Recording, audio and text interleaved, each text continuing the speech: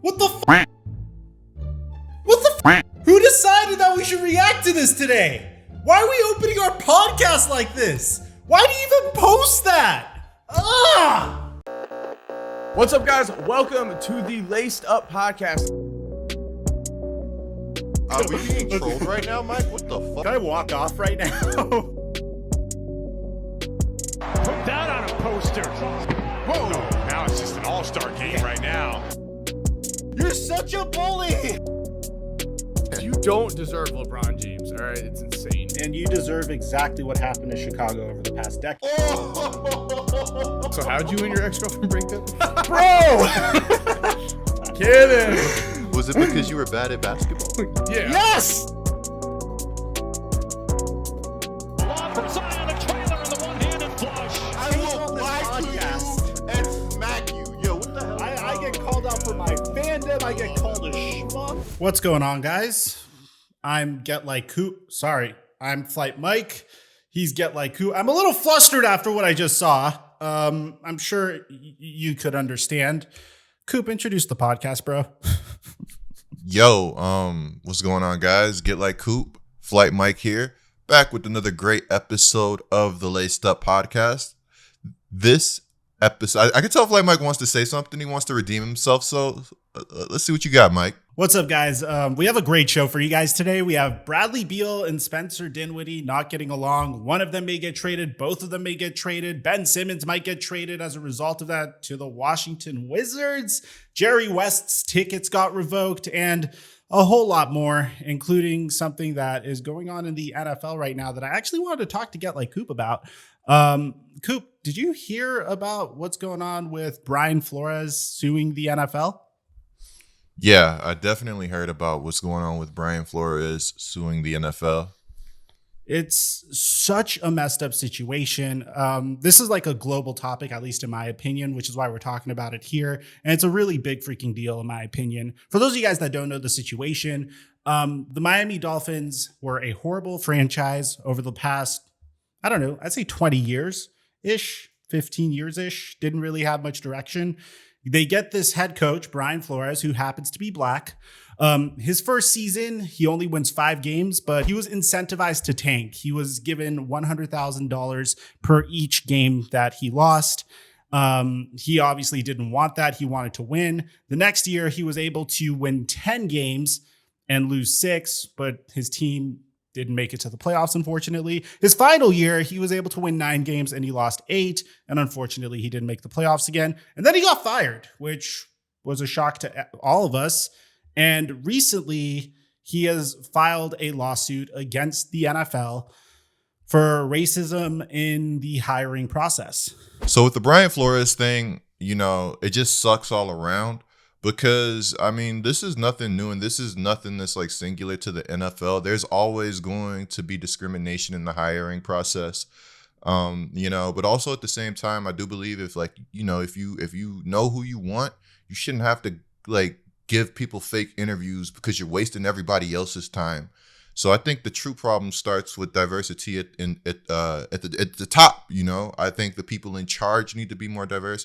I think the people in charge need to be more open-minded. And of course, that would be a great step in the right direction, as opposed to things that we've seen like in the Brian Flores situation where a guy thinks he has a legitimate shot at getting a job and you're just interviewing him because of a rule that was put in place that was supposed to help, but may not be helping in the best way. I'll tell you something, man. I'll tell you what really bothers me. I know it's really tacky to say that you don't really judge people through the confines of color. But for me, as a person that is a businessman, in my head, I always go out and try to get the best people working for me or working with me that can make my business successful, you know? And I don't care what the gender is. I don't care what the race is. If you are an asset to my business, then I want you here, no matter what. And I've had a diverse group of people that happen to have worked for me. It really drives me crazy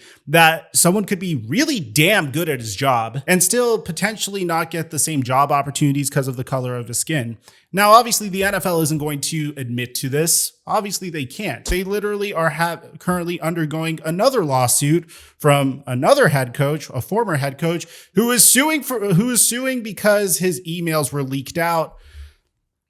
And he contained misogynistic and homophobic language. It's kind of interesting that these two lawsuits are going on at the same time. I think there's something fishy afoot. I mean, there's been so many good head coaches in the NFL that just happen to be black, and they haven't had as many opportunities as they should have. Lovie Smith, Coop, you remember the former head coach of the Chicago Bears, was very successful in Chicago, was the most recent head coach to take him to the Super Bowl. And before you know it, out of nowhere, after a fairly decent year, he was fired, and the Chicago Bears have been going through a cascade of various head coaches ever since. So I don't know. It really bothers me. It pisses me off because I feel like we should be judging people based off of their quality of work and not the color of their skin. And I hope Brian Flores could actually prove that this went down. And I hope that a big change is going to get made because this is a very young head coach, 40 years old, that probably will never get a job in the NFL again. And it's a shame because he was damn talented at his job too.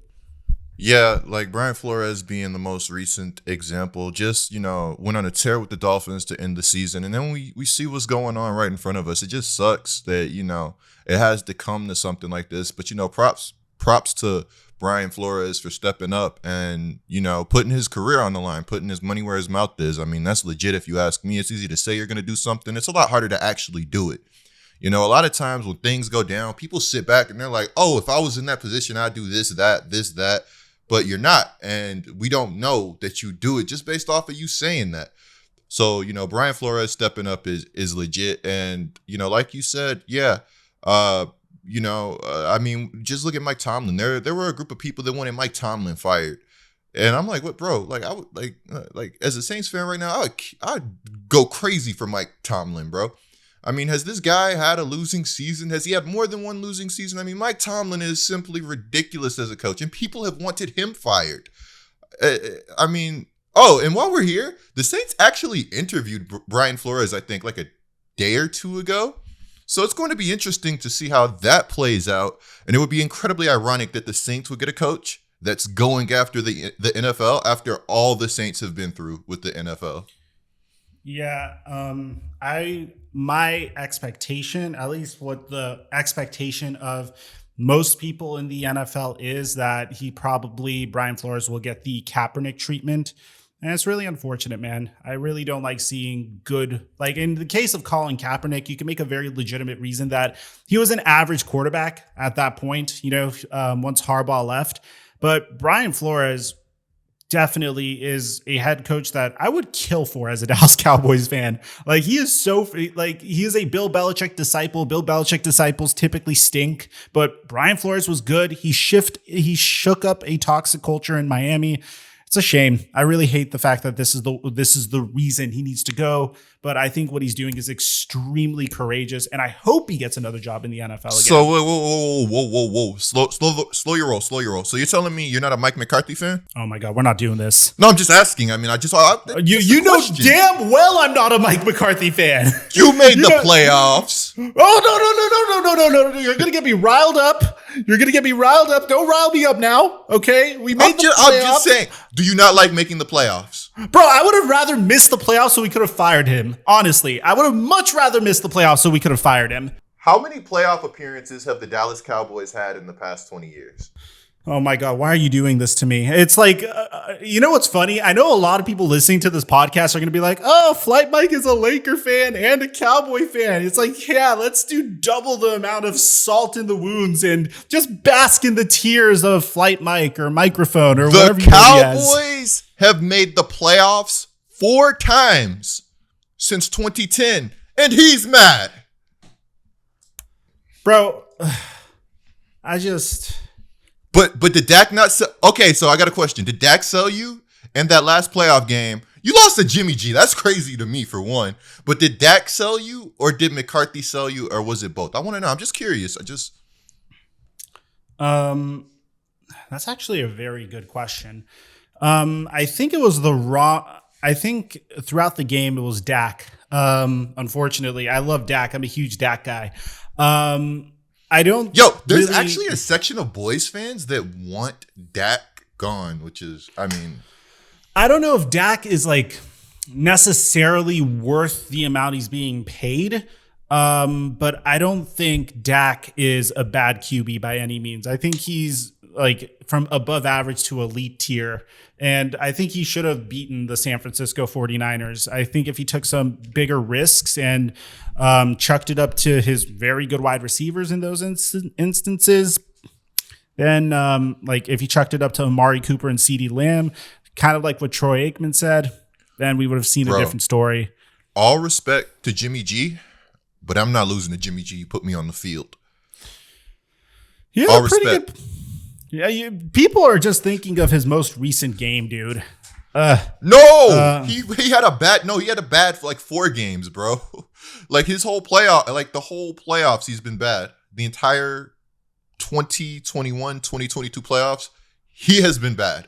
I don't think there's any questions to be asked there. If you want to catch these episodes just 6 hours sooner on your drive to work or on your drive back from work, you could follow us on Apple Podcasts or Spotify. I want to give a huge shout out to the most recent people to leave feedback on Apple. We really appreciate all of your support. Yeah, so guys, we are capping off the giveaway to the first 40,000 subscribers that turn on our notifications for the Laced Up podcast. All you have to do to enter for a chance to win a PlayStation 5 or an Xbox Series X is subscribe, hit that notification bell. If you want to do us a favor, leave a like on the pod and let me know in the comments section down below when it's done. You'll enter for a chance to win a PlayStation 5 or an Xbox Series X. Speaking of players that disappointed in the playoffs, let's talk about a team that's disappointed most recently in basketball. So Bradley Beal, this is a cascade, by the way, of news because it started out with, at least I woke up to Bradley Beal being open to a trade. And then it also like kind of evolved into Bradley Beal and Spencer Dinwiddie not getting along.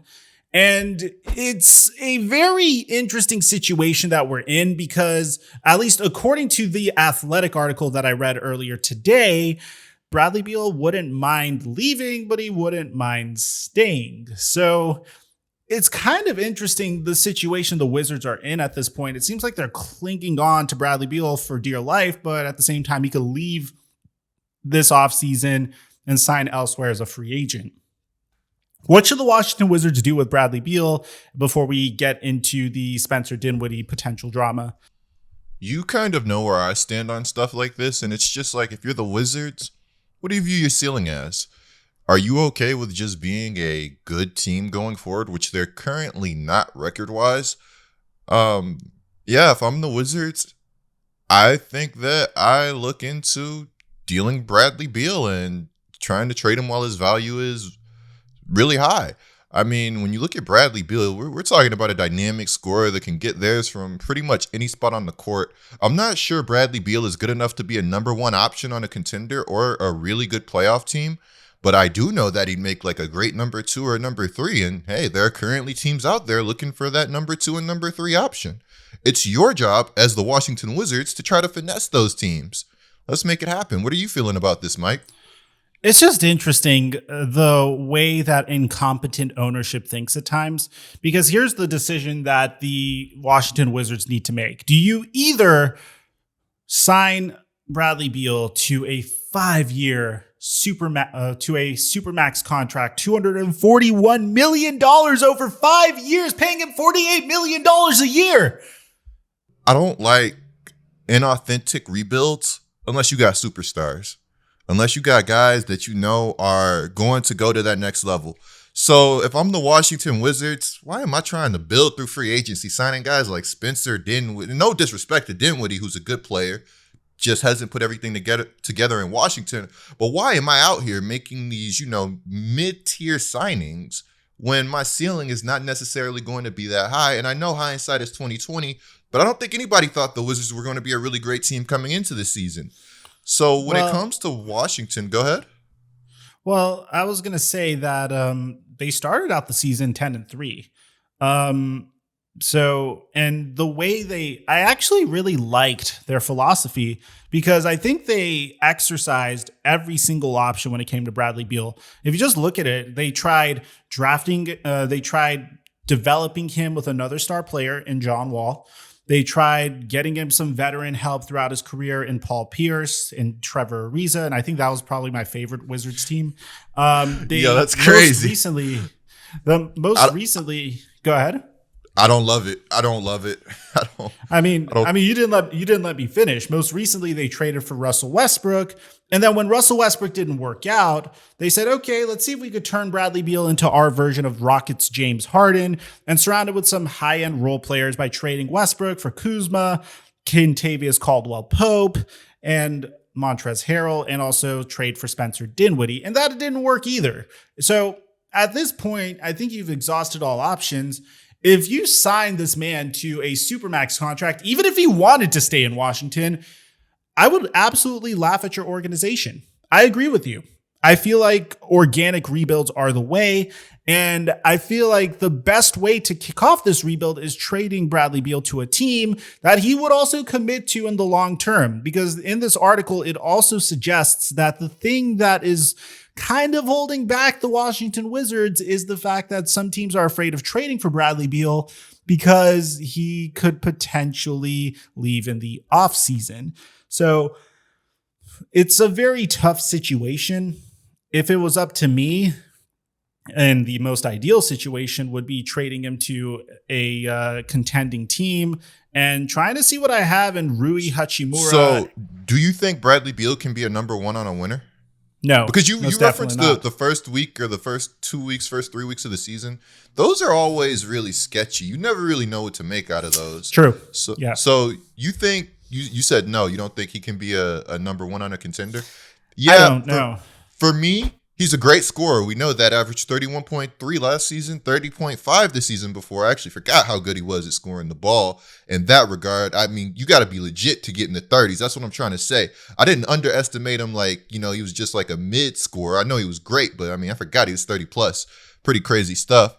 But, I think I think to like be a number one, you have to have like a higher level of playmaking to your game than Bradley Beal currently possesses. He's shown some good strides this season.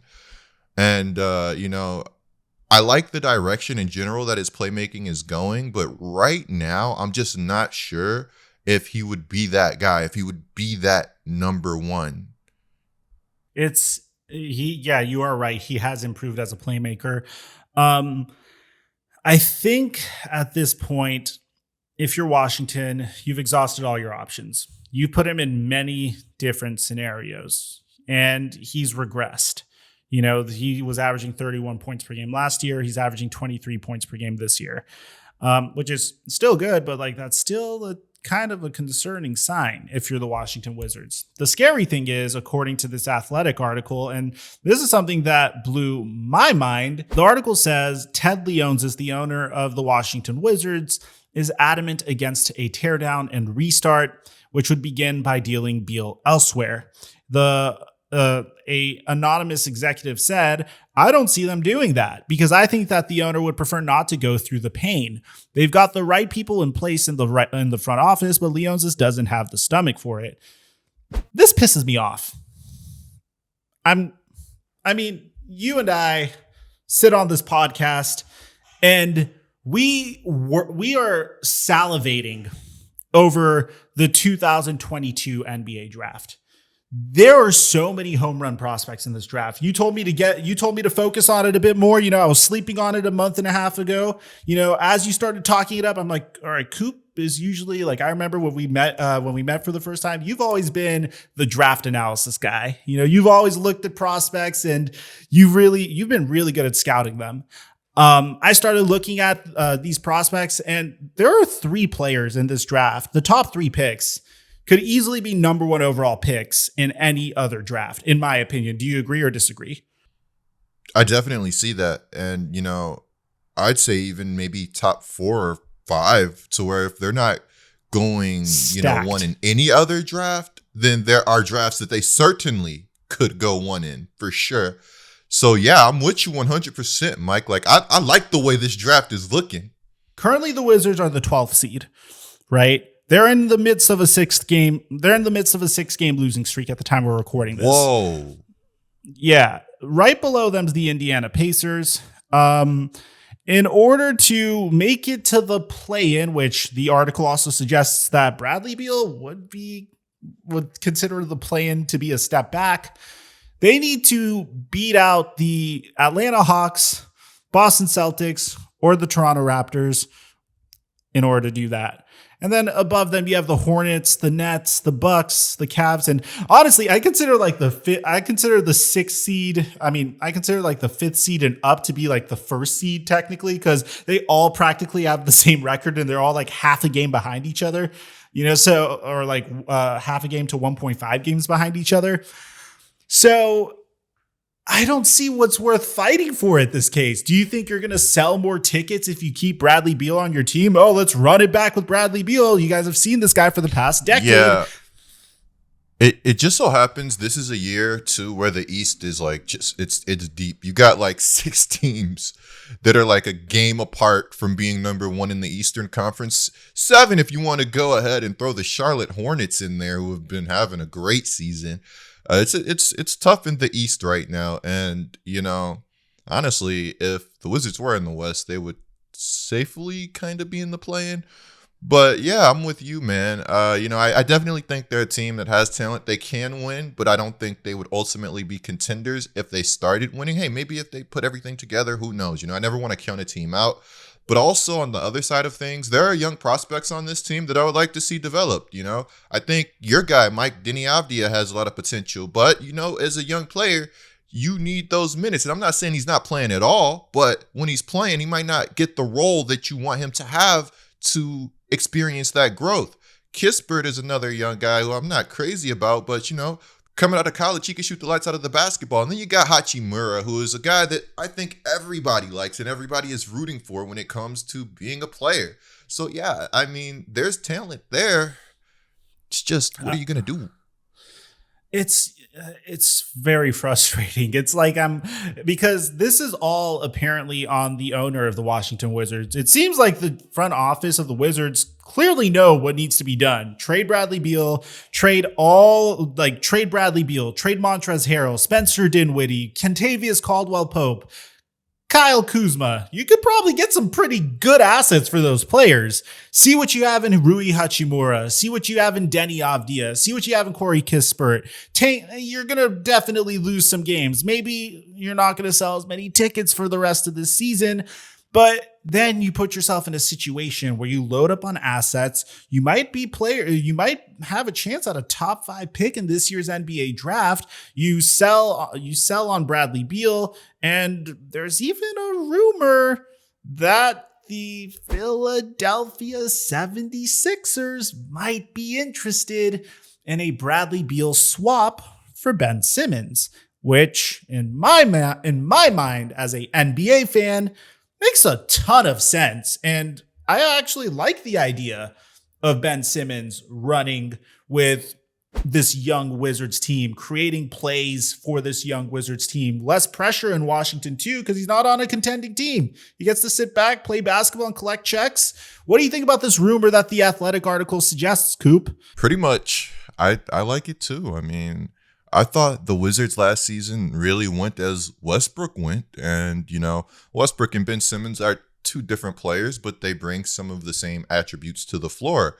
So, I mean, I think it would be an interesting move to say the least. And it's a move that, we just want Ben Simmons moved at this point, man. And I think that's definitely a scenario in which I think both teams could come out on top. Now, I'm rooting for Beal to go to the Pelicans, but I could definitely see Beal working out in Philadelphia alongside Embiid.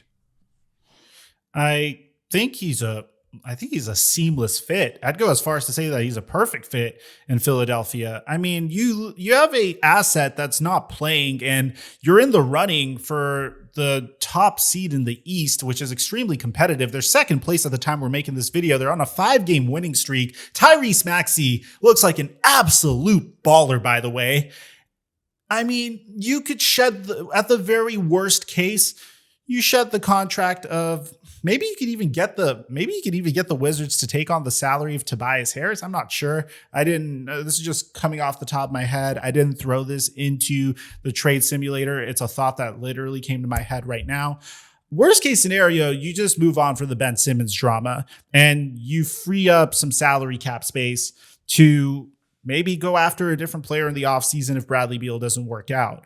And best case scenario, Bradley Beal is the missing piece. Hell, maybe you could even organize like a sign and trade with Bradley Beal in the offseason and send him over to the Nets and get James Harden in return. This is where we're just getting into fantasy la la land, because it's already hard to see one superstar get traded. So imagining a trade and then another trade is just something completely different. I'm just saying that there are a ton of options on the table for the Washington Wizards and the Philadelphia 76ers if a Bradley Beal trade for Ben Simmons gets done. Speaking of Ben Simmons, dude, I'm sure you've heard the most recent situation with Ben Simmons, according to this Ramona Shelburne article that kind of does a deep dive on Ben Simmons' situation. The highlight for me, the name of the article, by the way, to credit her properly, is "The Specter of This Saga Haunts Ben Simmons and the Philadelphia 76ers." And the highlights for me was the fact that Ben Simmons blamed Joel Embiid for the Sixers losing to the Toronto Raptors in the 2019 NBA playoffs. And he was upset that people called him out when he had his meltdown against the Atlanta Hawks last year in the NBA playoffs. I don't know if you remember, Coop, but have you heard of when a bunch of Ben Simmons' teammates took a flight to come visit him over the summer and Ben Simmons turned the flight back? Did you hear about that? Yeah. So in this instance, and I'll reread it to you. He said he's frustrated that Rivers didn't come to see him while he was training in Los Angeles last summer. And then the very next line is, Simmons doesn't dispute that he didn't reply when Rivers texted and called him several times over the summer asking to see him. But in hindsight, Simmons feels that Rivers and the Sixers could have done more. Like show up at a well-known gym in the San Fernando Valley where he was training. Do you see why this pisses me off? All right, for one, if I'm Ben, I'm not trying to side with Ben, but I'm not trying to hear from Doc Rivers either. You had your moment. You could have said anything but what you said, and you said it.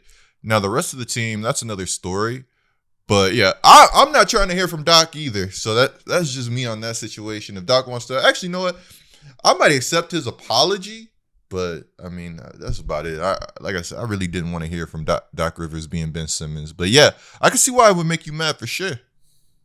It drives me crazy that Ben Simmons says that he was upset that Doc Rivers didn't come to see him while he was training in Los Angeles, and that he turned his teammates around when they did come visit him in Los Angeles, and then acknowledges the fact that he didn't respond to Doc Rivers and wishes that Doc Rivers and the Sixers fought and went to Los Angeles, even though he didn't want them in Los Angeles. That's just, I don't mean to sound insensitive, and let me know, because you usually check me when I'm being a dick.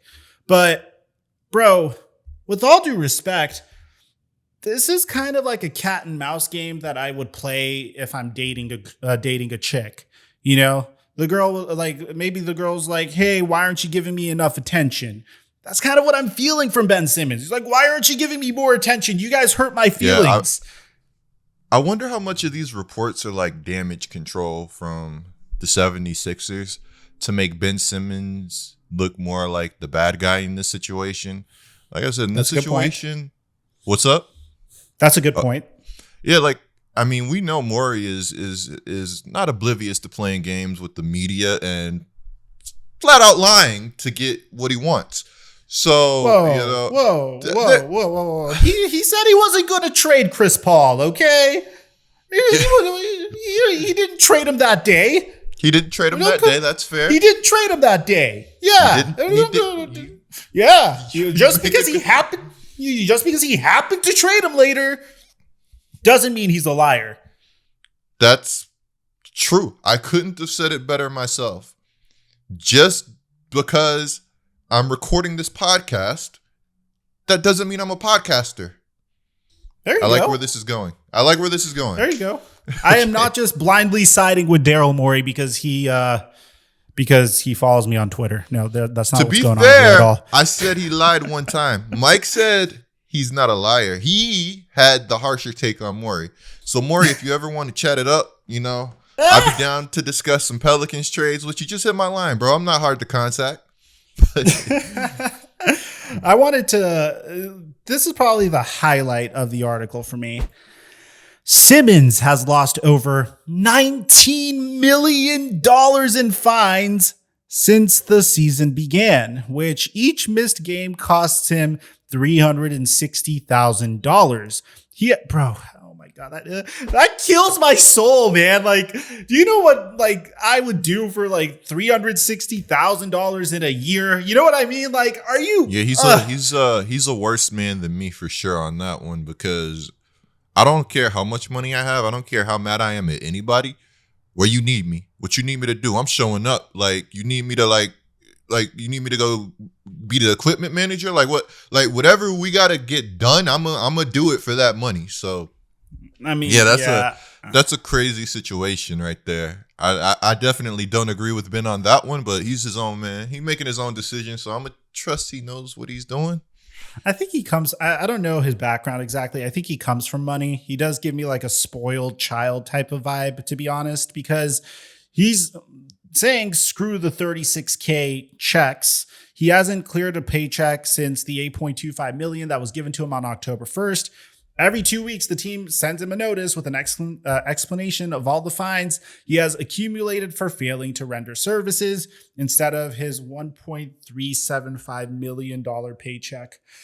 Dude, 1.375 per 2 weeks. That's a lot of money, man. You know what I mean? Like, that's some people don't see that in a lifetime, but anyways, by the end of the season, if he does not play for the Sixers or any other team, Simmons could lose another $12 million.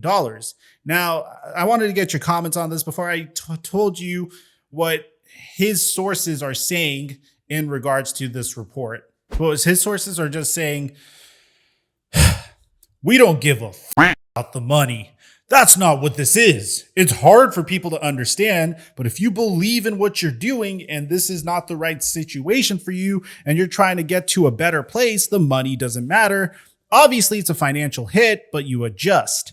Now, what bothers me is earlier on in this article, it also says that he's frustrated with the fact that the Philadelphia 76ers are fining him. So yeah, he cares about the money.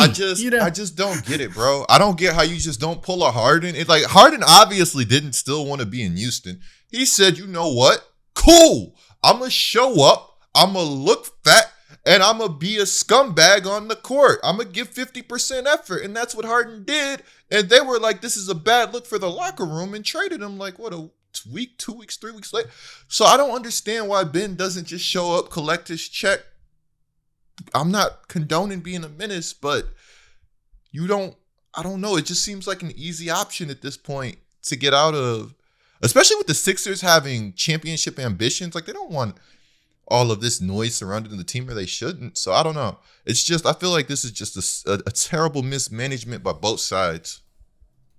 Yeah, 100%. I mean, it's just weird, man. His team's like the number one team in the East. You know what I mean? It's like, I don't know. It's hard to discuss this. It's hard to discuss this because you can't tell a man how to feel. You know, you don't know what the man's gone through behind closed doors. For all you know, his declining mental health could be something that's outside of basketball, but we're just all assuming it pertains to basketball because as soon as he gets traded, he's going to be happy. So I don't know. It's obviously a frustrating situation for someone that doesn't come from money, or someone that, that is seeing another person blow an opportunity, which sucks because not a lot of people get placed in a situation that Ben Simmons is placed in, where you get to play basketball and get paid $1.38 million every 2 weeks to do it on a team that's a championship contender that values you. So that's weird. true.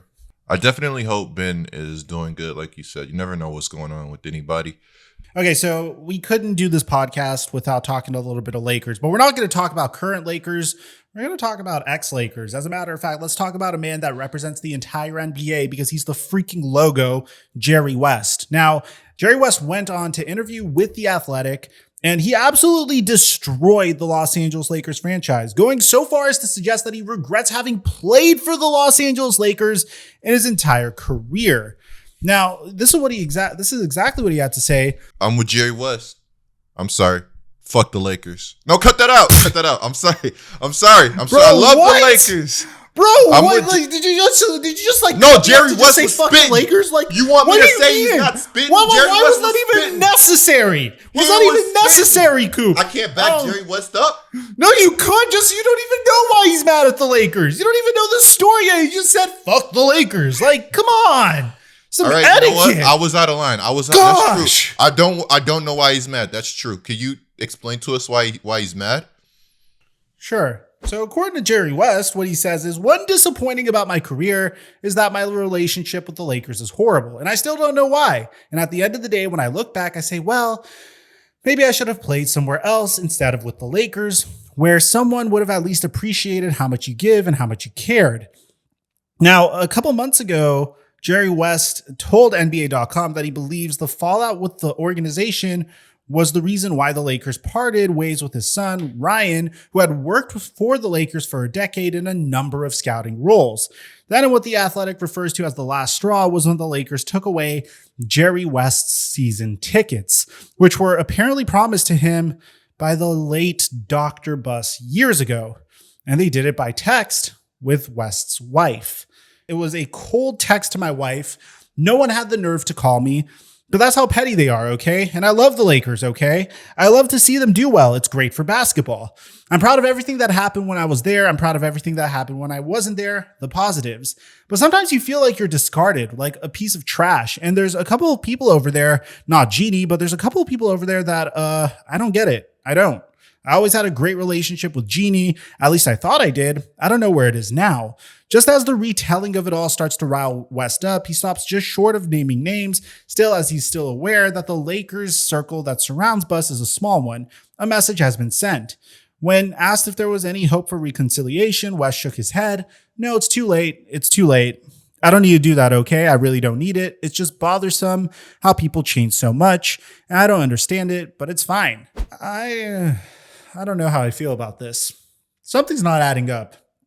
I don't ever like when people come out and say, hey, this person did this horrible thing to me after all I gave for them. They're bad people. I'm mad at them.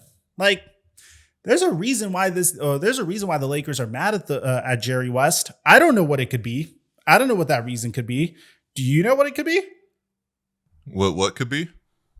The reason why the Lakers are mad at Jerry West and would revoke his tickets? Are we sure they're mad at Jerry West?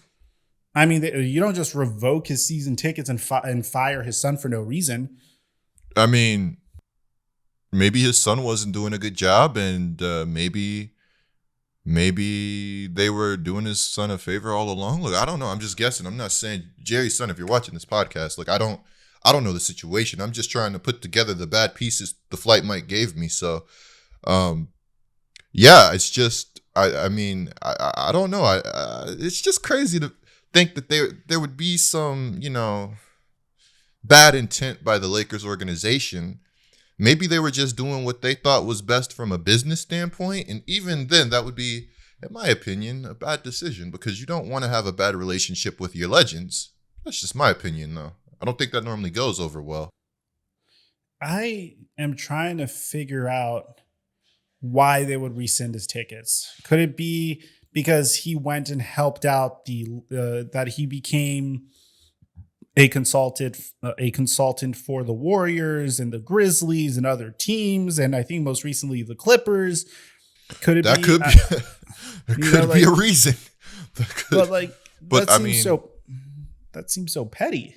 Here we go. According to Stephen A. Smith in 2019, one of the first issues was that Jerry West felt Jerry Buss reneged on a handshake agreement for a $1 million bonus if he landed Shaquille O'Neal.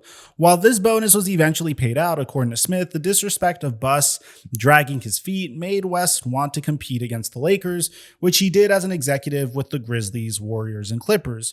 Okay, so that's, at least, I'm going to be honest. And no disrespect to Stephen A. Very, very entertaining guy. But this is a man that suggested that the Lakers trade Kyle Kuzma for Devin Booker, and that's something that was actually going on. You know, I don't really trust him as a source. I think he's entertaining as hell, but I don't, in terms of like information, I do this thing where I like rank how reliable a insider is, you know, with Woj and Shams being the top. And then, of course, in the middle, I can't think of names right away. Chris Haynes, you have the bottom. Spears. Yeah. I think Chris Haynes is getting there. I think Chris Haynes is getting to the Woj tier, to be honest. He's legit for sure. Like, he's near the top. He is so good. He is so good. I don't know about Stephen A. More recently, Jerry West, currently a consultant for the rival Los Angeles Clippers, recruited then free agent Kawhi Leonard, trying to steer him away from the Lakers, which he called a shit show. Okay, do you remember that? It was like a voice message. Yeah. In his defense, at the time, the Lakers were a shit show. Like, okay. This.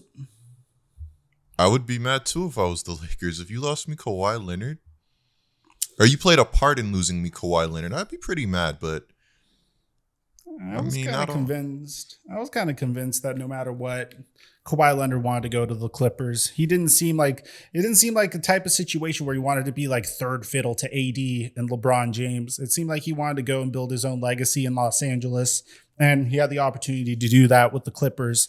Okay, but check it out like this, Mike.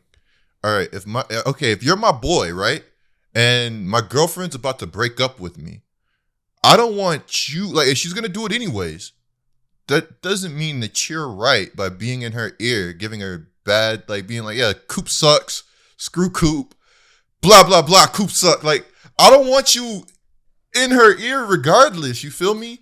And I'm not saying that this is like one of those situations, but I mean, I could see why the Lakers would get a little upset at that.